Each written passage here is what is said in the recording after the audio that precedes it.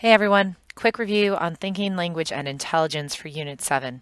Please understand that this is a review, that it is not entirely comprehensive. You still have your textbooks and other resources to help you study for the test. This should just give you some familiarity with some terms that we haven't talked about in a while. First, we'll start with some language. Phonemes versus morphemes. Phonemes are going to be your smallest unit of sound. So here you have the word sheep. Well, there's three phonetic sounds here. The SH makes one, the E makes one, and the P makes a sound. So for the word sheep, we have three phonetic sounds or three phonemes.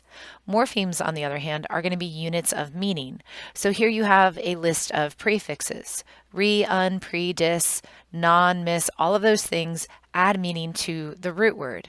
To rewrite means to do again, or to be unkind means to not be kind. So something like unkind has two morphemes, two meanings, two basic meanings. The un meaning not and kind meaning be nice to people. Semantics versus syntax. Semantics is the meaning of something. So if someone says it's just semantics or uses a term somewhat like that, it might be that you misunderstood the use of the word within the sentence, the actual meaning of the word. Sherlock saw the man using binoculars. If it's read one way, and we look at the surface structure, it's that Sherlock was using binoculars to see the man. Or if we understand the meaning of the words a little differently, Sherlock saw the man using binoculars, that the man himself was using the binoculars. The word using is the one that's kind of in flux here. The meaning of it is where your understanding is derived from. Then you get to syntax, and syntax is the correct order in which we use words to formulate sentences. I hope you ain't got no tax up here is bad syntax. The correct construction of the sentence isn't there. As we talk about language acquisition. Make sure you review how language is acquired. So babbling is going to happen right around 4 months and continue on. At about 8 to 10 months, we become culturally bound listeners. In other words, our ability to determine other phonetic sounds of other languages starts to kind of drop off drastically. So just review that chart that you guys had.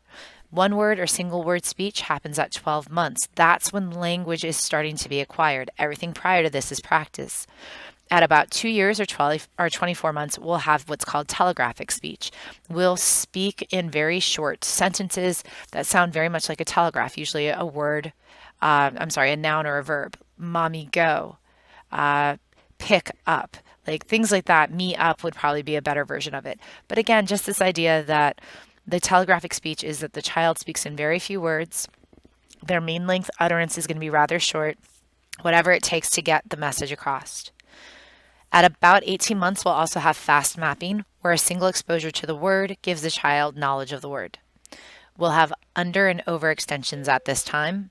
An overextension is going to be when the child uses a word to mean anything. So here you have a small child calling an apple a ball. An underextension is where only one thing gets the label, even though it may apply to multiple things. So here, the rubber ducky is a ducky, but the actual duck, the child doesn't have a word for it. We also have the over-regularization of rules. And so here's a poem about why English is hard to learn, and it's because children might actually make these problems. So we'll begin with box. The plural is boxes, but the plural of ox is oxen, not oxes. So you would think that a child would say oxes, and you have goose and geese and mouse, or moose and meese, and mouse and mice, but it's not house and heist. So it's just kind of a fun little poem, but it makes you understand why, while children are practicing with these words, that they're going to take grammatical rules and probably use them the incorrect way, like adding an ed to the word go when they should be using the word went. You should familiarize with Coco and Washu. The major thing that you should understand is that they were able to gain vocabulary, but they never mastered syntax or grammar. And so therefore they never developed language. Skinner's theory is going to be that all language is rewarded behavior. But Noam Chomsky is going to argue that no one has ever demonstrated to children the word goed, so that's not a word that they should have. And since it's not been modeled to them and they wouldn't have been rewarded in the use of it, how could Skinner actually argue that language is just completely something that is going to be operantly learned? Chomsky, you need to remember the language acquisition device. So in the comic at the very top, it kind of gives you just the general idea of what that is. Just remember, you have a device in your head that is meant to let you acquire language. And so you are born ready for language. You're waiting for whatever software you're going to run. So being born here in the United States, the greatest chance is that you're going to speak English. The Benjamin Whorf linguistic relativity hypothesis. Yes, you need to know both researchers' names. Benjamin Whorf linguistic relativity, language is relative to your environment, to your culture. So we always have like weird sayings like Eskimos have 100 words for snow. Here they're just making a joke about it. Did you know suburban white males have over 100 words for lawn? We carry more words for things that kind of have more importance to us. In class, I use the concept of color. We do have to go back into thinking, which feels like it was a long time ago. Remember, a mental set is a habitual way of thinking. We try to break 3 of these. We don't want to be stuck in a mental set. Functional fixedness is a specific type of mental set. So if you get fixated, if there's a fixation, you are stuck on one aspect of a problem or a single way of problem solving. Functional fixedness is like the candle mounting problem. Here you have a box of tacks, you have matches, and you have a candle. You need to be able to mount the candle to the wall. The only way that this is possible is if you look at the container holding the tacks, dump the tacks out, and assume that the box could be used as something. We also had insight, that aha moment we went through some riddles is when you become aware of, or there's a quick realization of the answer. And then us unnecessary constraints, we did that with the dot problem. And again, you have to realize that you have the ability to go outside of the box that you may construct in your head. And so sometimes one of the kind of impediments to our problem solving is that we kind of incorporate rules that don't need to be there, that shouldn't exist. You should know the definitions for an algorithm and a heuristic. An algorithm is a methodical step-by-step procedure that will guarantee you the correct answer. Now, algorithms are going to have some drawbacks, the biggest one being that they are incredibly time-consuming. That might be necessary to know depending on which essay you get. Heuristics are going to be shortcuts or rules of thumb, but they can be error-prone. So we make our decisions quicker, but they might not be absolutely accurate. So availability heuristic versus representativeness heuristic. Representativeness heuristic, if you're looking at the kind of short picture below it, you have Mr. Rivera, who looks like he should have attended Harvard because he's wearing a suit and a tie and he represents what most of us might have as a shortcut to decision making for that, but he didn't. However, we have the Sports Illustrated swimsuit model where we might make an assumption based on the fact that she's beautiful or she's a swimsuit model. We might make a shortcut or a quick judgment about what we think her interest might be based off of stereotypes that we have in our head. But she was an economics major at Harvard. So again, when we're looking at this, the representativeness heuristic is built off of experience, stereotypes, schemas in our head. Availability heuristic, what comes to mind quickly is going to be used in our decisions. However, sometimes they're just going to be incorrect. So here you have someone who's probably watching Shark Week or Jaws or whatever and is afraid to go into the water because he's assuming that he's going to be killed by sharks. Again, if you were to research it and look at the number of shark attacks, you would find out that they're minimal and that deaths to shark attacks are even smaller. But again, he's going back on what was most available to him, most recent knowledge. And these are all going to be shortcuts to decision making. Other problem solving. So trial and error, I said, remember this one kind of like using a puzzle. You try a piece with another piece. If it doesn't work, you move on to a new piece. Trial and error. You just keep trying different solutions and seeing what works and doesn't work. Forming sub-goals. Instead of going right at the total problem, you tackle things step by step. You sit there and go after an achievable goal before you go after another one and you build off of it. Working backwards is pretty easy. This is, you start with the end result and you try to figure out something that happened probably in the beginning. So you know how much money someone has at the end of the week. You add and subtract their expenses and the money that they were given, and then you find out how much money they started with at the beginning of the week. Searching for analogies, sometimes we will take a problem-solving mechanism, and if it worked in one problem, and if we are dealing with a very similar problem, we'll probably try to employ the exact same problem-solving strategy with the new problem. We're just making an analogy between how the problems are similar and therefore the solutions might be similar as well. Purely additive strategies. So the picture that you have here might help you with remembering purely additive. I want to buy a car, so I look at one and it's energy efficient, low maintenance, no emissions. It gets 3 checks. The other cars that I looked at got 2 checks or 1 check. I go with one that adds up to the highest number of checks. Elimination by aspects. We start with the entire population of things that we're looking at. So think of like autotrader.com or something, and filling in your filter. You start with eliminating all the cars that maybe aren't the color that you want. So now you have all of the black cars just there. And then you have a mileage restraint. So you don't want any cars that have more than 10,000 miles. And then you have a price kind of constraint. And you're like, okay, you don't want to pay more than $20,000 for a car. And you keep eliminating different options based off of criteria that you create. Confirmation bias is going to be when we look for evidence that confirms what we already believe. I had given you guys an example of this. The researcher had given students a series of numbers, 2, 4, 6, and said, please tell me what rule I used.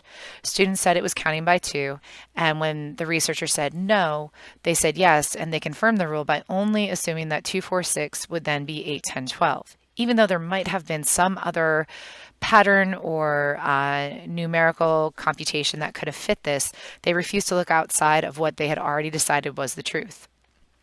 Overconfidence effect is when you're more confident than you are correct. We did this back when we were talking about research, and I asked you guys, give me a percentage of how confident you are on the ranges for things like the length of the Mississippi or something like that. Often, because we want to be intelligent, we'll be more confident in our answers because being incorrect is a very uncomfortable feeling. My side bias is a tendency to argue things from your own perspective, to see things only from your perspective. When we look at framing is what you see here in the frozen yogurt our kind of example. Frozen yogurt contains 20% fat versus frozen yogurt is 80% fat free. The 80% fat free sounds better. I mean, obviously the opposite of 80% fat free is that there is 20% fat, but it changes the way that we perceive the item. And incubation, well, that's going to be this entire idea that if you just kind of wait on an answer, it will come to you over time. So literally just thinking about something, giving it some time, we often resolve it and find the answer. I'm going to apologize. I know I had talked about confirmation bias. The comic at the bottom, again, is just an example of confirmation bias. Aptitude tests are going to be tests that measure your potential to do something. So a job placement test would be an aptitude test. An achievement test is a test that tests or scores how well you have completed something. So a unit test in a class, or the test that you'll be taking on Unit 7, that's an achievement test. You will get a measurement of how well you've achieved this knowledge.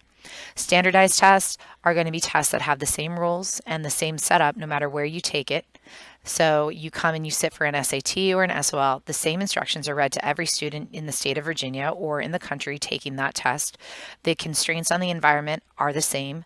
For things like the AP exam, they're run at the exact same time. So all of that leads to it being the same test. There's no subjective kind of change to the test. Additionally, it's normed against a population. That means that a representative population will have taken the test, and anything too hard or too easy gets tossed out. Therefore, the test is a good representation of knowledge. People who score high and would be an indicator of high functioning. Same thing on the low end of the scale. Mental age is going to be your age as far as how you understand or you can represent knowledge. So your chronological age is your actual biological age. Your mental age is usually what you score on a test. Mental age was created by Binet. So that idea of how you score on a test divided by your numerical age times by 100 is your IQ equation. We didn't get a chance to talk about percentile in class, but it is important for you to understand how this term works. So a percentile is going to be a score that indicates the percentage of people who score at or below the score that you obtained. So in the example below, if you're the 4th tallest person in your group, there are 80% of the people who are either maybe at your height or shorter than you. So you are in the 80th percentile. When we're talking about these things, you want to be in a percentile that's rather high, meaning that you are exceeding people that are behind you. If you talk about growth charts and stuff, you'll hear kids being said that like they were in the 70th percentile for height. That means that they were taller than or somewhere at like this, they were taller than 70% of the kids that are their age. So just know that percentiles, it's not always going to work the same way as percentage. We talked about tests being valid versus being reliable, and you want to have a valid test. It should measure what it intends to measure. So a test with content validity uses the content that you were exposed to, and that is what the test is. So you want to have the test for Unit 7 cover the material that I've shown you, and it should be a valid test as far as the content. For something like an aptitude test, you would hope that it has predictive validity. In other words, if it has good predictive validity, and let's say it's a job placement test, then it tells you what career you'd be good in, and you in fact enjoy that career, or you're good in that career. So it's good at predicting what it's supposed to predict. Now, validity is not the same thing as reliability. You want your test to be reliable. In other words, you want to be able to get the same results time and time again if there are no other great changes surrounding the testing, like the person isn't allowed to go study some more or something like that. So if something is reliable, you get the same result every single time. So an SAT should be a reliable test, and it should be pretty good with predictive validity. It should predict roughly what college you should go to, and you should reliably get the same results if you never study in between testing scenarios. So I always talk about things like, do you have a reliable car? Every time you put the key in, does it turn on? That makes it reliable. You would take your car to a valid mechanic, someone who can do what they say they should do. People that you need to know. You need to know Binet. Binet came up with the term for mental age. He was that original theorist that started looking at kind of scaling or measuring intelligence. Wechsler, we're looking at the Wechsler scales. So that would be the WPPSI, the WISC, and the WAS. Down in the bottom, the gray picture, that has the two components of the Wechsler scales, the verbal and the performance test. And again, this is a factor analysis test. We're going to use this to kind of determine IQ for kids. Louis Tremaine goes with the Stanford Binet test, not Alfred Binet, but Louis Tremaine. Tremaine creates the Stanford Binet test. It's another measurement for intelligence testing. It's used for people between the ages of 2 and 90. And Howard Gardner had his 8 intelligences. Go back, review the 8 intelligences. You should be able to tell me the difference between musical and mathematical, the really kind of the big concepts, visual, spatial, that sort of thing. A factor analysis is what I referenced back when we were talking about the Wechsler scales. Your SATs are a perfect example of a factor analysis test. They break down the content into 2 categories, 3 categories, 4, whatever it might be, but each of those categories is separately scored, and you get these different factors that can sometimes be combined into a single score or left as individual components that allow you to better assess something like personality, intelligence, etc. The G-score, or Spearman's G-score, that will be a single score for general intelligence, a single intelligence score. You should be able to know the percentages for the normal curve IQ score. Remember, 68% is going to be your average intelligence, and that's going to be 85 to 115. So there's a deviation or a standard deviation of 15 points. Your second block off, the 115 to 130 or the 85 to 70, that's 2 standard deviations away from the average. That's going to be your little 14% block, then 2%, and then less than a percentage. You need to know crystallized intelligence. Crystallized intelligence is intelligence that becomes stronger and grows with time. This is going to be language abilities and history. So think of our famous historians tend to be older. It is acquired language. Your language will continue to develop. Your lexicon or your bank of words that you can use will grow as you get older.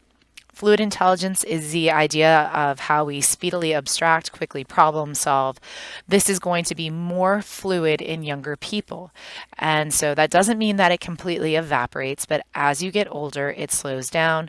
Easiest way to talk about that is who would go for the instruction manual first, an older person or a young person? A young person is probably going to think their way through, try a new video game, go and kind of explore things and figure it out themselves, where an older person might immediately hop on the internet, look for kind of clues or information. For mental retardation, you should know the diagnostic criteria. It will be an IQ below 70 plus the inability to function independently. PKU is phenylketonuria. That is going to be a metabolic disorder, which can lead to mental retardation, but it is also treatable and detectable early in childhood. So again, blood draw and right after the child is born, find out whether or not they have this metabolic disorder, and then medication can treat it. Microcephaly. Microcephaly is when the head is abnormally small, so the brain is going to grow in a constrained kind of space, and that can cause mental retardation as the skull puts pressure on the brain. Hydrocephaly, everything's normal except there is excessive amounts of cerebral spinal fluid putting pressure on the brain. Down syndrome, it is the presence of an extra chromosome, so trisomy 21. Instead of having the traditional 46 chromosomes, this person has 47, and that abnormality causes mental retardation or a form of it where they will have intellectual impairment, social impairment, and then there will be physical markers with Down syndrome as well. When we look at things like how intelligence is inherited versus how it's developed, you look at the twin studies and the adoption studies. Identical twins have stronger correlations between their IQ scores, almost to a very close to a perfect correlation. Adoption studies show that children, as they grow, their IQs become more like their biological parents and their adoptive parents. It's also important to note that things like your IQ score becomes steady or relatively steady after about the age of 6. Prior to that, IQ scores are not reliable. The Flynn effect is the idea that we've become more intelligent, IQ scores have increased. When we talk about creativity and intelligence have a weak positive correlation. In other words, there's a relationship between the two, but it's not really super strong. It just means that if you have a better base of knowledge to work from, more expertise, that can probably help with creativity. But you should go back and look at everything Sternberg said for creativity, the fact that it isn't just expertise, but it's also intrinsic motivation, creative environment, a desire to kind of persevere when things go wrong. All of that leads to creativity. We talked about concept hierarchies in class. In fact, this is just a way of taking information and breaking it down. So this is going to be your superordinate, your basic, and your subordinate concepts. Remember, super are going to be up in the air like Superman. They're going to cover everything, so it might be the color red. Your basic might be the categories like holidays, foods, and cartoons. That might have been your basic categories. And then your subordinate are going to be more specific categories, and that might have been the picture of lips in the cartoon category, the picture of strawberries under foods, and whatever else was up there when we had done that kind of slide. The last one that we're going to talk about is prototypes. Prototypes are your best example of. So when we talk about prototypes, it is from all of your experience to something. What is a prototypical dog? Well, in this case, it still looks like a yellow lab. Prototypes are your best examples of. So this should be everything. I hope it helps you guys. Again, read your textbook, review your notes, look at your study guide. Maybe even take one of the practice tests that's on Blackboard, but there's plenty of things out there to help you guys get set. I hope this helps.